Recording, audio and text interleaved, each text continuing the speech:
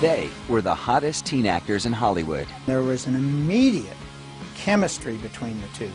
Everywhere we went, screaming fans. In the late 80s, Corey Haim and Corey Feldman shared a fast rise and a terrible fall. Everything becomes too fun, everything becomes too accessible. Drugs, booze. It's just spun out of control. They're not prepared for the impact that they're having, for the celebrity that they become. Few saw so much so soon, but through 20 years of controversy, they would remain friends and partners. Corey and I are like a real family. We really are like brothers in every sense of the word. We've been through it all together. Nothing to lose. Leads you to where you are today. I believe in storytelling. Gonna make you a star. I'm still trying to figure that out.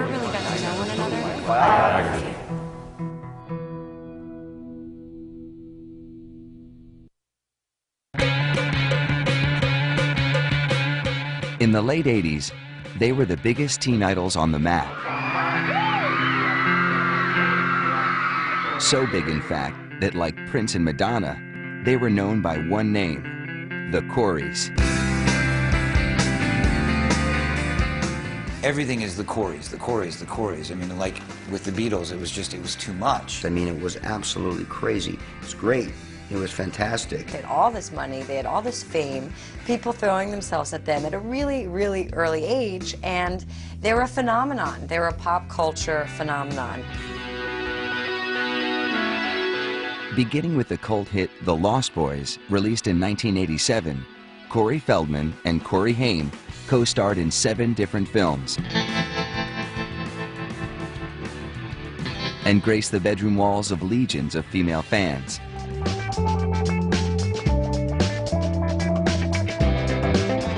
Then, after a break of nearly a decade, they reunited on screen in the summer of 2007, partnering in the TV reality series The Two Coreys. It was a chance to showcase their unique bond once again. It was like jumping right back in the saddle. Just, we know a little more and we're a little grayer and a little chunkier. You have these sort of two opposing forces that, that come together after not having seen each other for a period of time and are reconnecting. Corey, I'm single. I haven't had a girlfriend in a long time. I turned 35 and you just told me I'm doing Lost Boys 2, man. It's a pretty bad day, so But you're alive. I understand that. Both of us made our mistakes, okay, but we grew up. And now we gotta make it right. You know what I'm saying? The Coreys will always have a connection. But in the 2 decades since they stole teenage hearts, a lot has changed as well. I'm a vegetarian, into the environment. I'm about ecology. Corey, I mean, could not be more the extreme opposite. I got older and better looking and he just got older and ugly. Through it all, Corey Haim and Corey Feldman have never stopped working, toiling on everything from off-Broadway plays to Hollywood blockbusters. If you take away all the kind of tabloid fodder that's followed them, you know, through their career, and you look at the body of work that they've done, I mean, there's some serious stuff there. But although both are clean and sober today, they will always be equally famous for their problems with partying.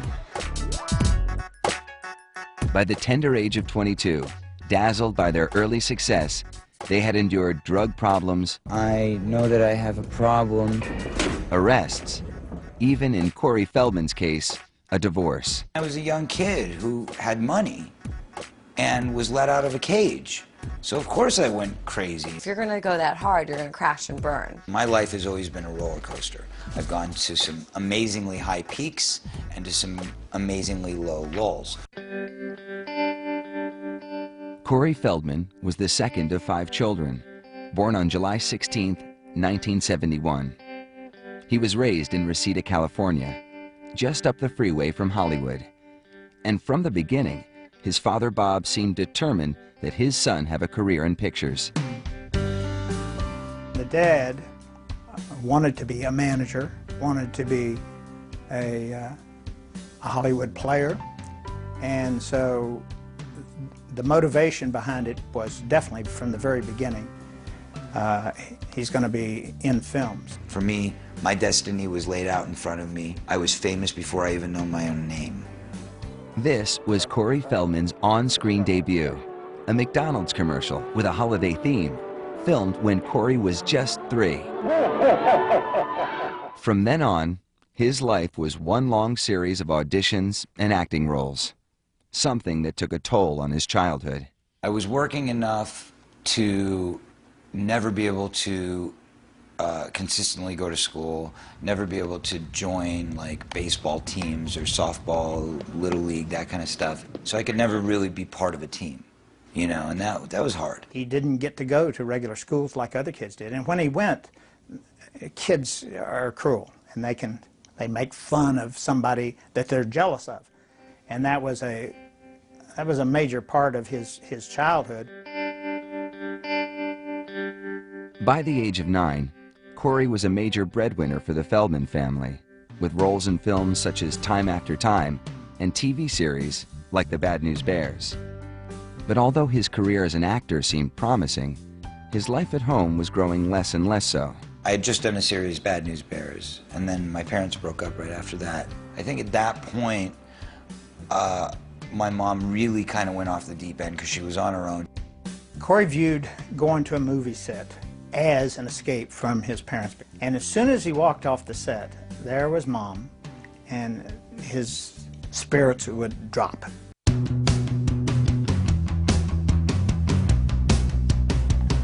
By 1985, acting was a refuge for Corey.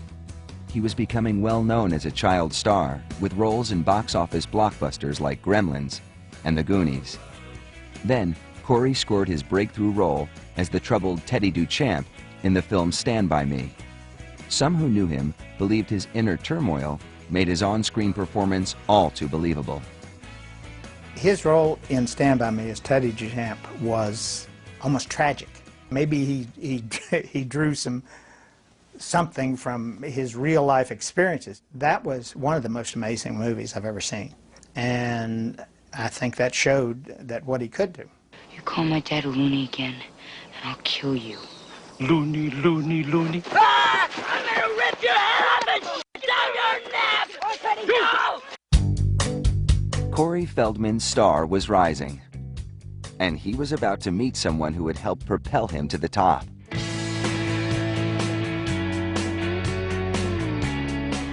Corey Haim was born on December 23, 1971, and raised in Toronto, Canada. And even as a toddler, he seemed to have a knack for getting the attention of an audience. He was adorable. Everybody took to him so fondly. It was always very entertaining. When Corey was 9, his older sister Carol brought him along to an audition. In a matter of months, Corey signed on with Carol's agent, and soon, he was appearing in commercials. By the age of 11, he'd scored a starring role in the family-oriented series, The Edison Twins. It just snowballed. It just went from the Edison Twins to getting busy, to getting really busy, and we had no time to think. After minor roles in several motion pictures, Haim got his big break in 1986 with Lucas. His heartwarming performance as an underdog trying to win a girl's heart had critics raving and audiences cheering.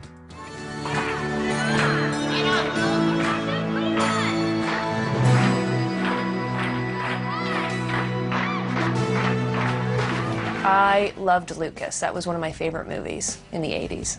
To me, he's that little guy with the glasses. He just was on top of the world.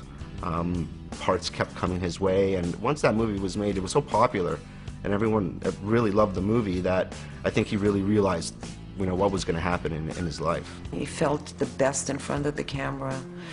I don't know, I guess he was born with that. It's either you have it or you don't. You know, it's that simple. And he seemed to have had it.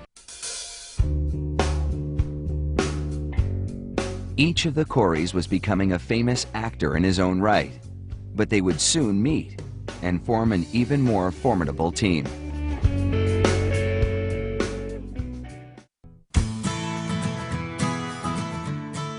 In 1986, After starring in the hit film Lucas, 14-year-old Corey Haim was ready to make acting his life's work. So he and his parents decided to leave their native Canada to concentrate full-time on Hollywood. We decided to move to Los Angeles because we found ourselves really and truly on the plane, like constantly. Haim's next big role was in the movie that would bring him together with Corey Feldman. The film was a teenage vampire flick called The Lost Boys, directed by Joel Schumacher. It took 2 tries for Corey Feldman to make the cut. Initially, I wasn't really the right guy for the role because I had this kind of clean-cut, nice boy image, and, you know, they needed somebody pretty cold and hard for the part of Edgar Frog. So he said, well, you need to toughen up your voice. You need to go watch a bunch of Rambo movies. So I went back like 6 months later. I'd grown my hair out, got the voice together, got the character together, and I went back in and read for him. He said, yep, that's it.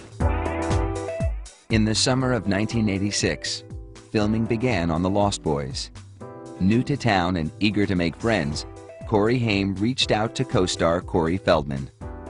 I get this phone message on my answering machine. Hey dude, this is Corey Haim. He's like, you know, hey man, we're gonna be doing this movie together, so like let's hang out, dude. It'd be really cool, man. Let's hang out. Let's get to know each other. We just moved there, so we didn't really know anyone.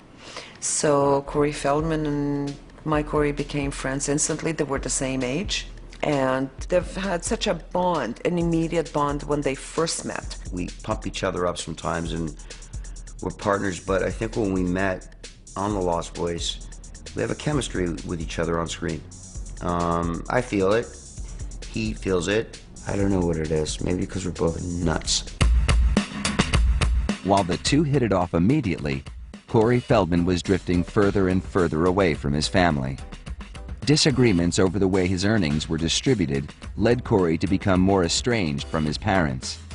When he was 15, he decided that enough was enough with his dad and that he was not going to let him be his manager anymore. And that's the point when I decided to get emancipated.